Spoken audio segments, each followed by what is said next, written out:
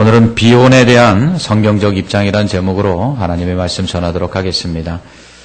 한 주간 여러 가지 일들이 있었습니다. 국가적으로는 남북 정상이 한 자리에 모여서 회담을 했습니다.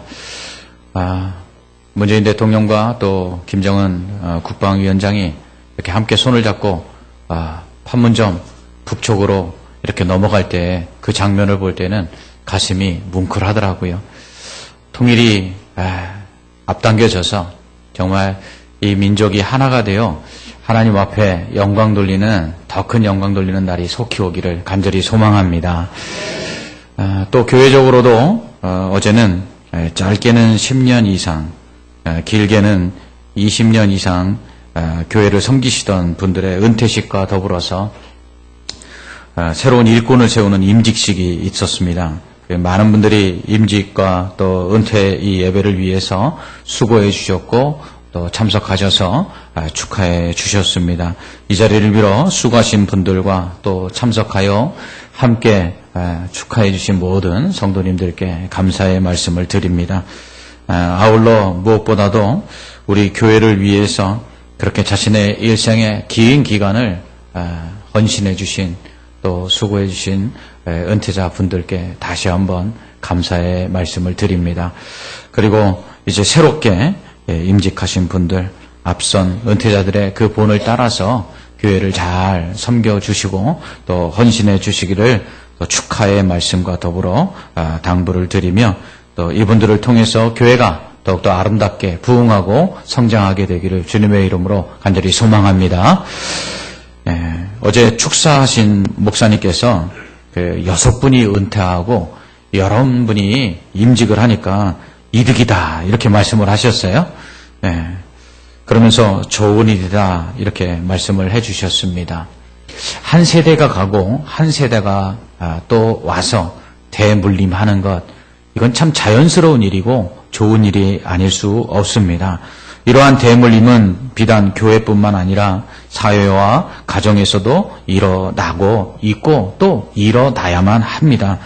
대물림을 위해서는 무엇보다도 다음 세대가 태어나고 일어나야 되지요.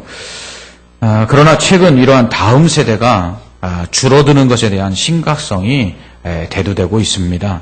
근대화 이후에 과학기술과 의술의 발달은 인간의 생명을 더 연장시켰지만 산업화 이후 이 시대는 점점 초고령 사회로 치닫고 있습니다. 하지만 반면 이렇게 고령화된 이 인구들을 부양해야 되는 생산 노동력을 가지고 있는 연령의 젊은 세대들이 많이 없다는 것이죠. 이것이 사회적인 큰 문제로 심각하게 나타나고 있습니다. 특별히 우리나라는 OECD 국가 중에 출산율이 제일 낮은 나라이기 때문에 더더욱 이 문제가 심각하게 대두되고 있지요. 제가 어릴 때만 해도 아들, 딸 구별 말고 둘만 낳아 잘 기르자 그랬습니다. 그래서 제가 저희 어머니께 여쭤봤죠. 왜 우리는 셋이냐고, 나라에서 둘만 낳으라고 그랬는데 왜 셋을 낳냐고 여쭤봤습니다. 그랬더니 어머니가 너희 태어날 때는 나라에서 셋 낳으라고 그래서 국가가 장려하는 기준에 따라서 셋 낳았다 이렇게 말씀을 하시더라고요. 그런데 좀 지나고 나니까 아들, 딸 구별 말고 하나만 낳아 잘 기르자 그러더라고요. 그러더니 이제는 10아들 잘 키울 딸 하나 10아들 안 부럽다 이런 표어가 나타나기 시작했습니다. 그렇게 세월이 지나서 지금은 어떻게 됐습니까? 우리나라의 출산율이 떨어져서 출산을 장려하고 있는 가운데 이제 다자녀 가구들에게는 세금이나 또 주택, 학자금 지원 등의 혜택들을 통해서 출산을 장려하고 있는 지경에 이르렀습니다. 그럼에도 불구하고 오늘날 젊은이들 결혼하려고 하지 않지요. 아니요, 결혼을 포기했습니다. 결혼과 집, 자녀 포기하고 살아간다고 삼포세대다 이렇게 부르지 않습니까? 이는 경제적인 요인이 가장 큽니다. 경제적으로 먹고 살기 힘드니까 결혼하지 말자라는 것입니다. 그래서 요즘은 결혼보다 독신을 권하는 시대가 됐습니다. 예전에는 혼자 사는 것을 독신이라고 했는데 요즘은 결혼의 반대말인 비혼이라는 말을 더 많이 사용합니다. 요즘 텔레비전 프로그램만 봐도 비혼에 대해서 권하는 프로그램들이 상당수 등장하고 있습니다. 그러나 연애는 하는 것을 볼 수 있습니다. 이것을 보면 남자와 여자는 뗄래야 뗄 수 없는 관계에 있다는 것이죠. 오늘 1절 말씀만 봐도 너희가 쓴 문제에 대하여 말하면 남자가 여자를 가까이 아니함이 좋으나 라고 말합니다. 지금 고린도 교회는 음행이 일어나고 있는데 이 음행의 문제를 근본적으로 해결하는 방법은 뭐냐? 남자와 여자가 서로 가까이 하지 아니하고 떨어져 있으면 아무 문제가 안 일어난다는 거예요. 남자와 여자가 가까이 있으면 이 문제는 안 일어날 수가 없다라는 것이죠. 예전에는 남녀 7세 뭐라고 불렀죠? 예, 부동석. 같은 자리에 앉히면 안 된다 그랬어요. 근데 요즘은 남녀 7세 뭐죠? 지남철입니다. 조그만 애들도 얼마나 그렇게 남자 친구가 있다, 여자 친구가 있다 이런 얘기를 하는지요. 이처럼 남자와 여자는 뗄래야 뗄 수가 없는데 그렇다면 이러한 비혼 시대를 살아가는 사람들에게 성경은 결혼에 대해서 어떻게 말씀하고 있을까요? 독신과 비혼의 문제는 비단 오늘 이 시대의 문제만은 아닙니다. 2000년 전 고린도 교회를 향해서 결혼과 독신에 대한 문제를 바울이 다루고 있는 것을 볼 때에 인간이 살아가면서 결혼할 것이냐, 결혼하지 않을 것이냐 하는 이 문제는 마치 짜장면을 먹을 것인가, 짬뽕을 먹을 것인가 하는 문제처럼 영원히 해결되지 않을 수 있는 문제라 할 수 있습니다. 바울은 믿음의 아들들인 디모데와 디도에게 편지하면서는 교회 장로, 교회 감독, 교회 집사를 세우는 조건으로서 결혼한 자를 세워라 이렇게 말하고 있습니다. 디모데전서 3장 2절은 그러므로 감독은 책망할 것이 없으며 한 아내의 남편이 되며 라고 말합니다. 또 디모데전서 3장 12절에서는 집사들은 한 아내의 남편이 되어 자녀와 자기 집을 다스리는 자일지니 라고 말합니다. 디도서 1장 6절에서는 내가 명한 대로 각 성의 장로들을 세우게 하려 함이니 책망할 것이 없고 한 아내의 남편이며 라고 말합니다. 이처럼 사도 바울은 교회의 감독과 장로 집사를 세움에 있어서는 반드시 결혼한 자여야 한다라고 말하고 있습니다. 하지만 본문에서는 좀 다른 뉘앙스를 가지고 이야기합니다. 특별히 오늘 읽은 8절 말씀 한번 보시기 바랍니다. 8절 말씀을 다시 한번 우리 다 같이 한번 읽어볼까요? 시작. 내가 결혼하지 아니한 자들과 과부들에게 이르노니 나와 같이 그냥 지내는 것이 좋으니라. 아멘. 이 말씀 듣고 또 결혼 안 한 자녀들을 두고 있는 부모들이 오늘 목사님이 또 결혼하지 말라고 이야기하시나 보다 하고 생각할지 모르겠는데 오늘 성경적 입장, 결혼과 결혼하지 않는 것에 대한 성경적 입장은 어떤 것일까요? 사도 바울은 오늘 뭔가 좀 다른 분위기로 강독과 장로와 또 집사를 세우는 데는 결혼한 사람을 세우라고 하면서 결혼하지 않고 지내는 것도 괜찮다고 말하는 이유가 무엇일까? 이것을 생각해 봄으로써 우리는 결혼과 또 비혼에 대한 성경적 입장이 어떠한가에 대해서 함께 말씀을 묵상해 보기를 원합니다. 하지만 먼저 바울은 결혼하라고 권면하고 있다는 사실입니다. 남녀가 결혼을 해야 하는 이유는 무엇보다 음행을 피하기 위해서입니다. 결혼한 남녀가 음행을 피하기 위해서는 남편과 아내의 의무를 다해야 합니다. 남편과 아내의 의무는 바로 그 몸을 사용함에 있어서 남편의 몸은 아내의 것임을 알고 아내의 몸은 남편의 몸인 줄 알고 각자 자기 뜻대로 쓰는 것이 아니라 상대 배우자의 주장에 따라서 그 몸을 사용해야 한다라는 것입니다. 그러므로 결혼한 부부의 경우 남편과 아내의 몸은 자신의 것이 아니라 상대 배우자의 것이라는 것입니다. 그러므로 남편이 만약 외도를 했다면 이것은 자기의 몸을 더럽힌 것이 아니라 아내의 몸을 더럽힌 것입니다. 아내가 외도를 했다면 이는 자기의 몸을 더럽힌 것이 아니라 남편의 몸을 더럽힌 것입니다. 이것은 무엇을 의미합니까? 결혼을 통해서 남자와 여자가 자기 몸을 스스로 잘 제어할 수 없으므로 이처럼 결혼이라는 것을 통해서 의무감 속에 자기의 몸을 절제하며 사용하라고 말씀하고 있는 것입니다. 심지어 바울은 기도할 틈을 얻기 위하여 얼마 동안 분방할 수 있으나 합의하라고 합니다. 합의하에서 분방하고 그 기도의 기간도 길게 잡지 말라는 것입니다. 그리고 다시 합하라는 것이죠. 이유는 사탄이 틈을 타기 때문입니다. 남편과 아내가 잠자리를 같이 하는 것을 멀리 할수록 사탄이 틈탄다는 거예요. 어떻게 틈탑니까? 남자의 마음속에 여자의 마음속에 음욕이 일어나게 해서 결국은 불륜을 저지르게 만든다라는 것입니다. 결혼하지 않으면 남녀 간의 음행이 더 심해진다는 바울의 말은 오늘날 이 시대만 봐도 알 수 있습니다. 지금 이 시대는 혼전, 순결, 이거 마치 구시대의 정신인 것처럼 이야기합니다. 시대가 어느 때인데 목사님, 결혼 전에 순결을 지키라고 말씀하십니까? 이렇게 이야기하는 청년들도 있을 지경이에요. 젊은이들이 사랑하면 함께 잠자리 하는 것 아무렇지도 않게 생각하는 시대가 되었어요. 이제는 텔레비전, 영화 이런 데 보면 그냥 결혼 전에 남녀가 잠자리 같이 하는 것 아무것도 아닌 일상 다반사처럼 이야기합니다. 그러니 결혼 전부터 이 남자 저 여자와 함께 잠자던 사람들이 결혼해서 한 남편과 한 아내에게 만족할 수 있겠습니까? 그럴 수 없지요. 그러니까 더 불륜을 부추기는 것입니다. 그래서 바울은 음행을 피하기 위해서라도 결혼하는 것이 좋다라고 말하는 것입니다. 이렇게 결혼한 이후에는 오직 한 남자와 한 여자만 사랑해야 한다는 것입니다. 이처럼 결혼한 부부에게 바울은 10절에서 또한 갈라서지 말라라고 권면합니다. 이를 명하시는 자는 자신이 아니라 주시라고 말합니다. 하나님께서는 분명 부부가 절대로 갈라서면 안 된다고 말씀하셨다는 것이죠. 하나님이 짝지어 주신 것을 사람이 나눌 수 없기 때문입니다. 하지만 어쩔 수 없어서 이미 갈라섰다면 혼자 지내든지 아니면 다시 합하라고 말합니다. 바울은 이혼했다 할지라도 다시 합하라고 말합니다.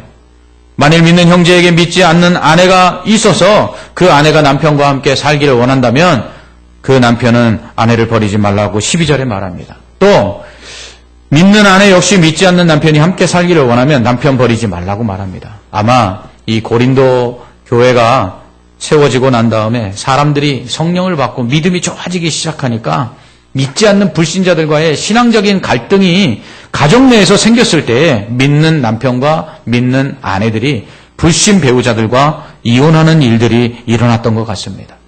그것에 대해서 바울은 그렇게 하지 말라라는 것입니다. 왜냐하면 믿는 배우자로 인해서 믿지 않는 배우자가 예수 그리스도를 믿고 구원을 받을지 어찌 알겠느냐 이렇게 말합니다. 그리고 또한 그렇게 불신 배우자와 결혼한 신앙을 가진 그 배우자들을 통해서 그 사이에 낳은 자녀들이 또 예수님을 믿고 구원받을 수 있는 것 아니냐. 그러므로 갈라서지 말라라고 권면하고 있는 것이죠. 하지만 바울은 여기서 분명히 이야기합니다. 구원할지 어찌 알겠느냐 그랬어요. 이것은 무엇입니까? 믿는 자가 믿지 않는 사람과 만나서 결혼을 해서 그 불신 배우자를 구원할 수 있을지 또한 확신할 수 없다는 이야기이기도 합니다. 그렇기 때문에 교회에서 불신 결혼에 대해서 권하지 않는 것은 이 때문입니다. 바울이 말한 것처럼 믿는 배우자가 믿지 않는 배우자를 구원시킬 수도 있지만 그러나 오히려 믿지 않는 배우자들로 인해서 믿는 배우자들이 믿음을 떠나 구원에서 떠나는 경우들도 상당수가 있기 때문인 것입니다. 이처럼 바울은 결혼해야 될 이유를 두 가지를 이야기하죠. 하나는 음행을 피하기 위해서. 음행을 피하기 위해서 결혼하라는 것입니다. 또 하나는 하나님께서 결혼하라고 말씀하셨기 때문이라는 것입니다. 그러면서도 바울은 자신과 같이 독신으로 지내는 것도 괜찮다라고 권면합니다. 독신의 경우는 결혼하지 않는 것만을 의미하지 않습니다. 독신은 비혼뿐만 아니라 결혼했다가 사별하는 경우, 그래서 과부나 호라비가 되거나 아니면 이혼하는 경우를 포함하는 것입니다. 바울은 8절에서 결혼하지 않은 자들과 과부들에게 나와 같이 그냥 지내는 것이 좋다라고 말합니다. 하지만 이 경우도 절제할 수 없거든 결혼하라고 말합니다. 이는 정욕이 불같이 타서 음행을 저지르는 것보다 낫다라는 것입니다. 또한 이혼한 경우에도 그냥 지내는 것도 괜찮다라고 말합니다. 그러나 먼저 합칠 것을 권면한 후에 이 경우도 본인 스스로가 성적인 욕구를 제어할 수 없어서 음행을 저지를 처지에 놓이게 된다면 차라리 결혼하는 것이 좋다라고 말하고 있습니다. 이처럼 바울은 근본적으로 결혼을 권합니다. 그러나 사별이나 이혼의 경우 혼자 지내는 것도 무방하다고 말하고 있습니다. 이는 결혼하지 않는 비혼자에 대해서도 마찬가지입니다. 그러나 여기서 한 가지 조건이 있죠.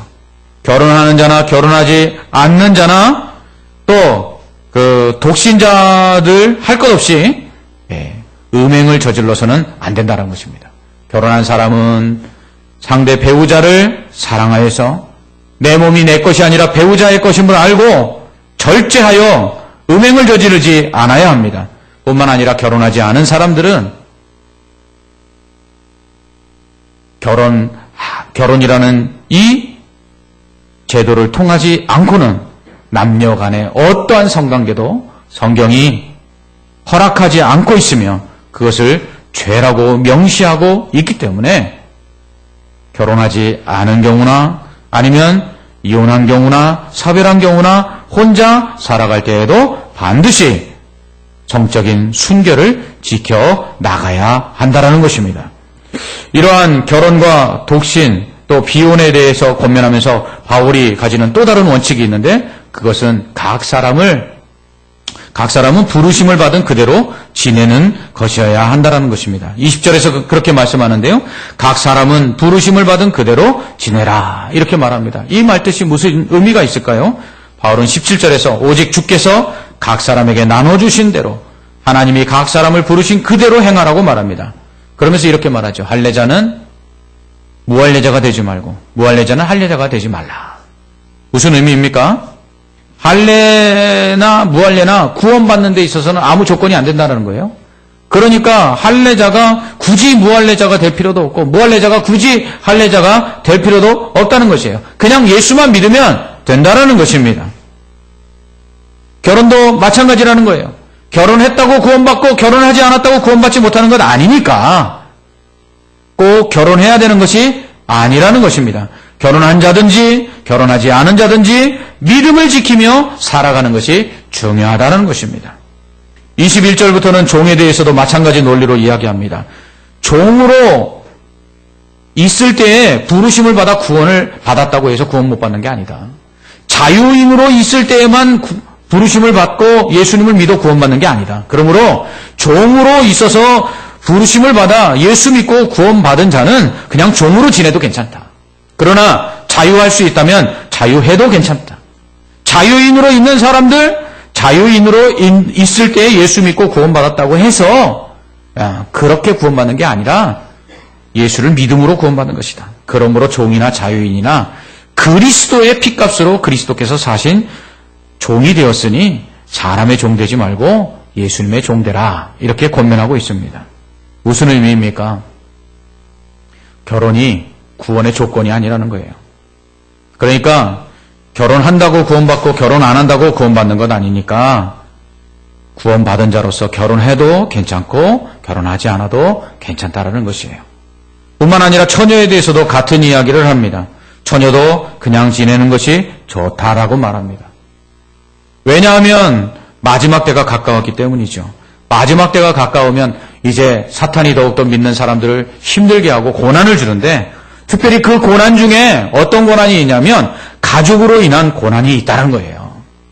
그래서 예수를 믿는 사람이 신앙생활 잘 하려고 할수록 어떤 고난이 있느냐? 가족을 통한 환난과 고난들이 있기 때문에 신앙생활을 유지하는 것들이 오히려 가족으로 인해서 방해받고 힘들 때가 있다는 것이죠.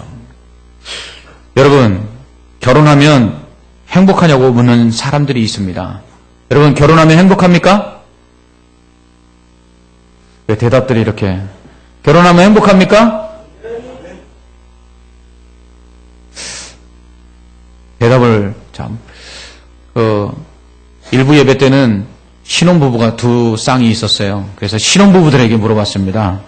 결혼해서 행복합니까? 대답을 못하는 거예요. 그래서 제가 걱정을 했습니다. 오늘 이 설교를 어떻게 해야 되는가? 오늘 결혼하지 말라고 설교를 해야 되나? 이런 고민이 좀 됐습니다. 여러분, 결혼하면 행복합니다.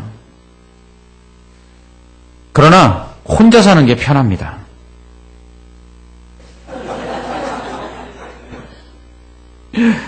이 말은 무슨 의미냐면요. 결혼하지 않으면 절대로 인생의 가장 큰 행복을 맛볼 수가 없다는 것이에요. 그런데 그 결혼을 통한 행복은 엄청난 대가를 지불해야 된다는 거예요. 그냥 결혼했다고 그냥 행복이 주어지는 것이 아닙니다. 엄청난 노력과 헌신이 필요하다는 것이죠. 그래야지만 결혼이라는 것을 통해서 우리는 행복을 누릴 수 있습니다. 그러니까 사람들이 결혼 생활을 하면서 뭐라고 많이 이야기하냐면 힘들다라고 얘기해요. 맞습니다. 결혼은 힘든 겁니다. 힘들지 않으려면 어떻게 해야 돼요? 혼자 살아야 돼요. 혼자 살면 안 힘들고요. 편안합니다. 그런데 절대로 결혼이 줄 수 있는 큰 행복, 인생에 있어서 가장 큰 행복을 누릴 수가 없다는 것이죠. 그렇습니다. 우리가 결혼을 해서 인생을 살아가는 데 있어서 많은 노력들을 해야 되고요. 그리고 그로 인한 많은 대가들을 지불해야 되죠. 특별히 혼자 살 때에는 덜 힘들 일들이 같이 삶으로 더 힘들어질 때가 더 많습니다. 나 혼자일 때는 내 문제로 괴로운데 같이 살면 배우자의 문제로, 자녀의 문제로, 또 배우자의 또 가족들의 문제로 더 많은 고통과 어려움을 겪게 되죠. 마지막 때가 가까울수록 사탄은 믿는 사람들을 그렇게 공격해 나갑니다. 개인이 믿음이 강하면 그 믿음 강한 개인을 건드리는 것이 아니라 그 배우자를 건드리고 그 자녀를 건드리고 그 가족들을 건드려서 신앙의 낙심과 절망에 이르게 하고 그리고 믿음 안에서 흔들리도록 만들기 때문입니다. 그러므로 마지막 때를 살아갈 때에 오히려 혼자 사는 것이 훨씬 더 유익할 수 있다라고 바울이 권면하고 있는 것이죠. 또한 바울이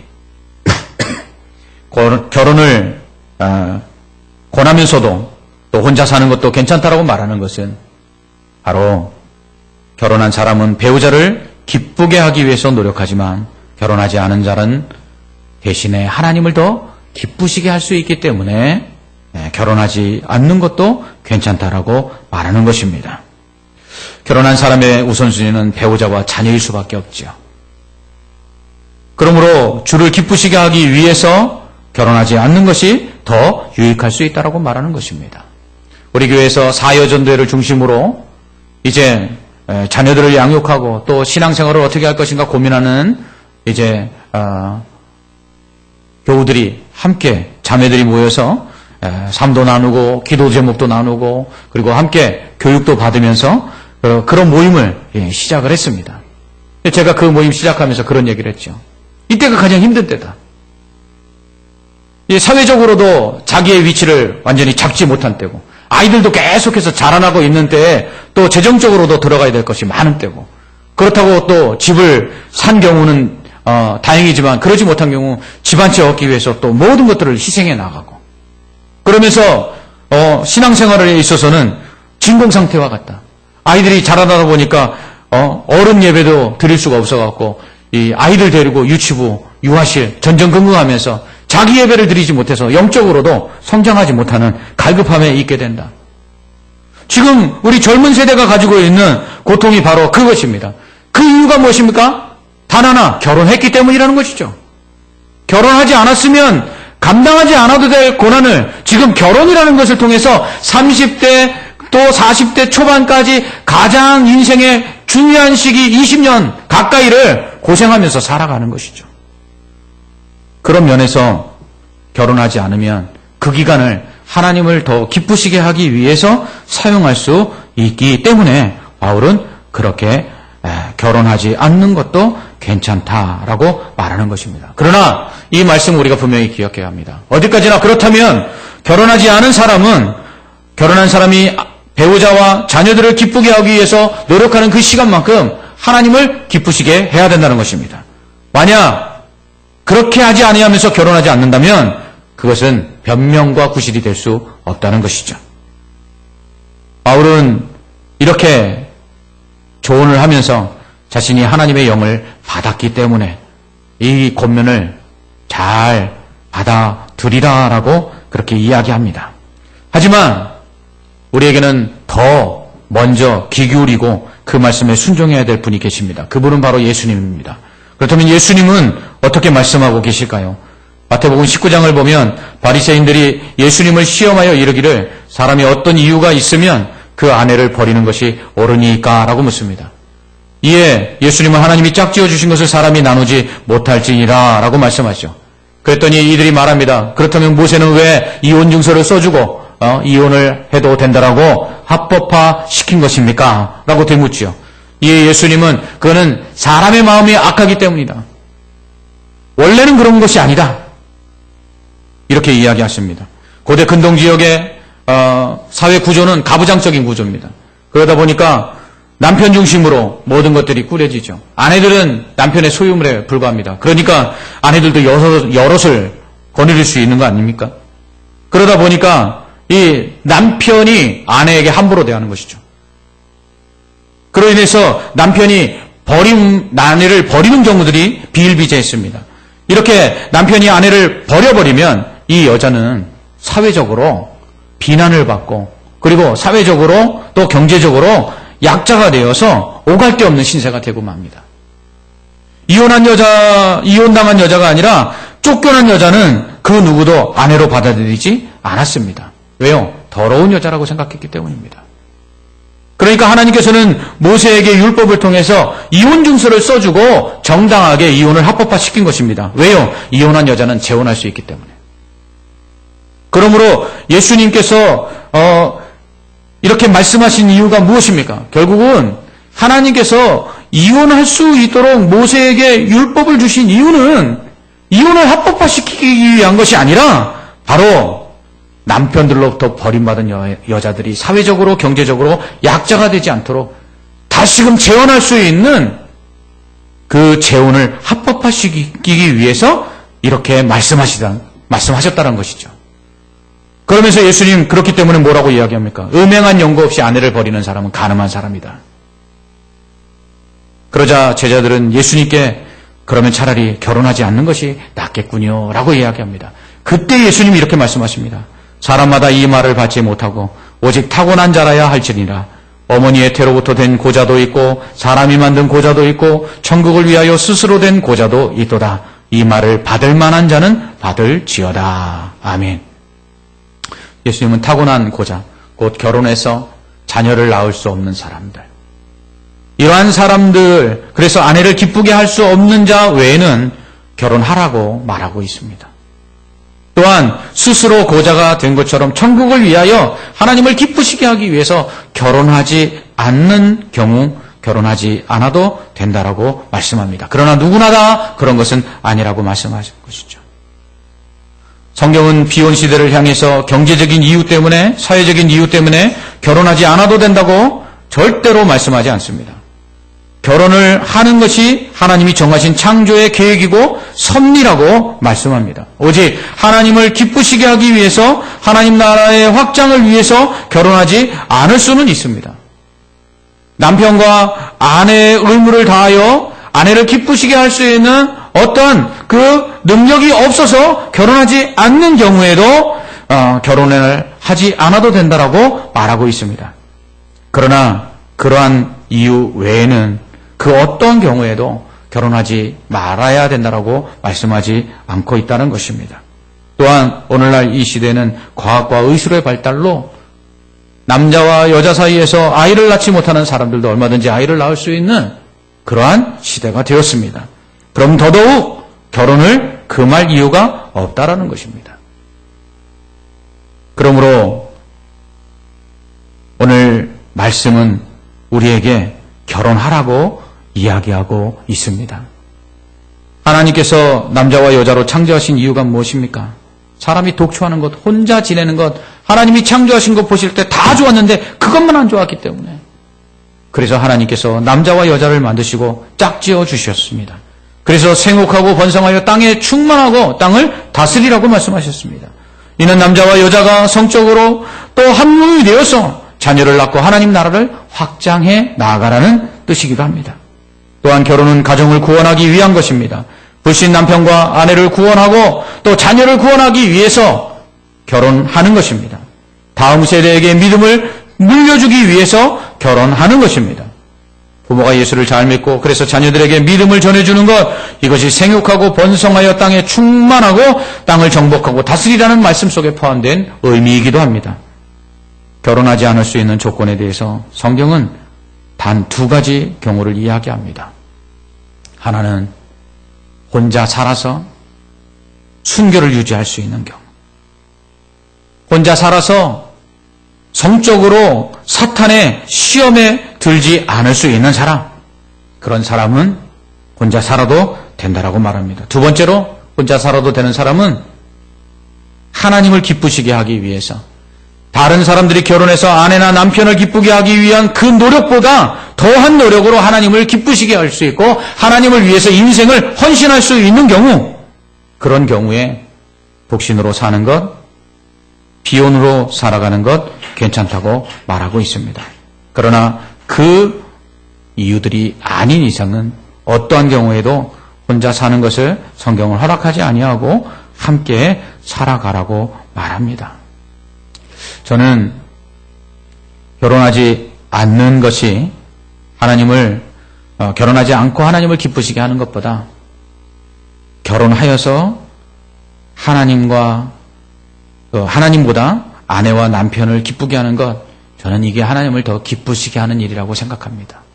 왜냐하면 하나님께서 맨 처음 남자와 여자를 창조하시고 짝지어 주신 이유가 무엇이냐면 바로 그들이 결혼하여 한 몸을 이루고 남편이 아내를 이는 내 뼈 중에 뼈요 내 살 중에 살이라고 고백하며 그렇게 사랑하는 것, 그것을 보고 기뻐하시기 위해서 짝지어 주셨기 때문입니다. 뿐만 아니라 혼자서 하나님을 기쁘시게 하는 것보다 둘이서 하나님을 기쁘시게 하는 것이 더 하나님을 기쁘시게 할 수 있다고 생각하기 때문입니다. 성경은 결혼하지 않아도 되는 이유에 대해서 음행을 피하고 거룩하게 순결을 유지할 수 있는 경우와 결혼하여 남편과 아내로서의 의무를 다할 수 없는 신체적인 문제가 있는 경우, 그리고 하나님을 더 기쁘시게 하기 위한 목적이 있는 경우에 결혼하지 않아도 된다고 말씀합니다. 그러나 이것은 어디까지나 겉면일 뿐 성경은 그 어떤 이유에서도 결혼하지 않는 비혼에 대해서 권하고 있지 않습니다. 이제 5월이 다가오고 있습니다. 5월은 가정의 달입니다.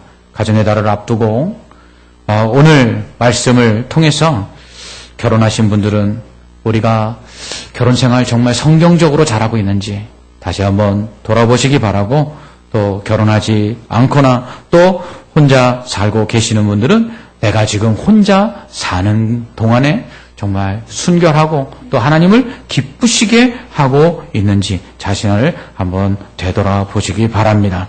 성경은 우리에게 하나님이 짝지어 주신 배우자를 사랑하고 또 한 몸이 되어 하나님을 기쁘시게 하며 믿음으로 낳은 다음 세대를 신앙 안에서 잘 양육하여 믿음의 대를 이으라고 말씀하고 있습니다. 이것이 비혼 시대를 향한 성경적인 입장입니다. 기도하겠습니다. 하나님 아버지, 오늘날 점점 먹고 사는 것이 힘든 가운데 결혼도 힘들어서 포기하는 시대가 되어가고 있습니다. 이러한 비혼 시대에 하나님, 먹고 마시는 것 염려하지 말라고 하나님 말씀하셨사오니 믿음 가지고 우리 성도들이 신앙 안에서 아름다운 결혼 생활을 영위해 나갈 수 있도록 은혜를 베풀어 주시옵소서. 혼자 하나님을 기쁘시게 하는 것보다 둘이 하나님을 기쁘시게 할 수 있게 하여 주시옵소서. 혼자 누우면 따뜻하지 않지만 둘이 누우면 따뜻하다고 말씀합니다. 혼자 넘어졌을 때 일으켜 줄 사람이 없으면 화가 있지만 일으켜 줄 수 있는 사람이 있을 때에 복이 있다고 말씀합니다. 한 사람이면 능히 해결할 수 없지만 두 사람이면 함께 해결할 수 있으며 세겹줄은 쉽게 끊어지지 않는다고 솔로몬은 말합니다. 하나님, 우리의 가정이 이렇게 끈끈한 세겹줄과 같이 끊어지지 아니하고 부부가 하나가 되고 가족이 하나가 되어서 하나님의 일들을 이루어 나가며 하나님을 기쁘시게 할 수 있는 아름다운 믿음의 가정들 되게 하여 주시옵소서. 뿐만 아니라 혼자 이제 거하고 계시는 분들에게는 하나님, 홀로 있는 것도 괜찮다는 이 바울의 그 권면 속에서 거룩하고 순결하며 하나님을 더욱더 기쁘시게 하는 삶을 살게 하심으로 말미암아 하나님의 위로와 하나님의 은혜가 날마다 그 삶과 그 모든 행하는 일들 위에 넘쳐나게 하여 주시옵소서. 예수님 이름으로 기도합나이다. 아멘.